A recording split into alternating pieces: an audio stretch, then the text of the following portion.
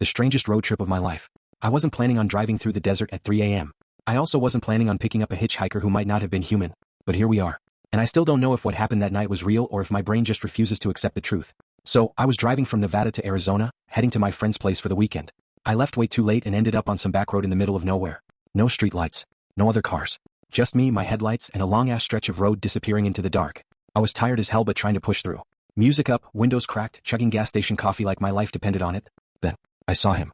A guy standing on the side of the road. No car. No backpack. Just standing there. Now, I'm not an idiot. I know picking up strangers is how horror movies start. But something about this dude was weird. He was wearing a suit. Like, full-on black suit, white shirt, polished shoes. Like he just walked out of a business meeting, in the middle of the fucking desert. And he was staring straight ahead. Not looking around. Not trying to wave me down. Just standing perfectly still like he was waiting. For me. I should have kept driving. I should have ignored every instinct screaming at me to leave him alone. But I pulled over. I don't know why. The moment my car stopped, he turned his head toward me. Slow. Way too slow. Like he wasn't used to moving. I rolled down the window just a crack. Enough to talk, not enough for him to reach in. Hey man, you okay? He just smiled. Not a normal smile. Too wide. Too perfect. And then, in the calmest, clearest voice, he said, I knew you'd stop. Okay. No. Every hair on my body stood up.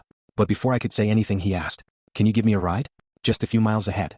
And against every shred of common sense I had left, I said yes. Because for some godforsaken reason, I didn't feel afraid. I felt like I was supposed to pick him up. Like this moment had already happened before. So I unlocked the door. And he got in. The second he sat down, everything felt wrong. The air got heavy. My ears started ringing. And my car smelled different. Not bad. Not good. Just off. Like the air wasn't quite right anymore. I tried to act normal. So, where are you headed? He smiled again. Same too perfect grin. I'll let you know. Excuse me? I'll let you know? That's not how hitchhiking works, my guy. But before I could tell him to get the fuck out of my car, he tilted his head and said, did you know you almost didn't exist? What the fuck does that mean? I laughed. Nervous as hell. What? His eyes didn't blink. Your mother almost changed her mind. She almost walked away from your father before you were conceived. My stomach dropped. Because, how the fuck did he know that? My mom told me that once when I was a kid. She had a huge fight with my dad before they got married and almost left for good. She changed her mind at the last second. And now, some random-ass man in my car is telling me about it like he fucking witnessed it? I gripped the steering wheel so tight my knuckles turned white. Who are you? He turned his head way too far to look at me. And whispered, just a passenger. I drove in silence. 5 minutes. 10 minutes. 15. I couldn't shake the feeling that I was being watched, not just by him but by something else. Then out of nowhere he said, stop here. We were still in the middle of the desert. Nothing around but sand and stars. I pulled over. And he turned to me one last time and said, take a different road next time. Then, he got out. Didn't say thank you.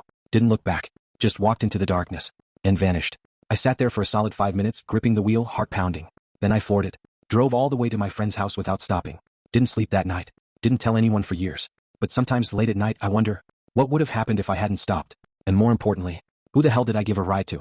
That was the strangest road trip of my life. And to this day, I still don't know if I picked him up, or if he was waiting for me.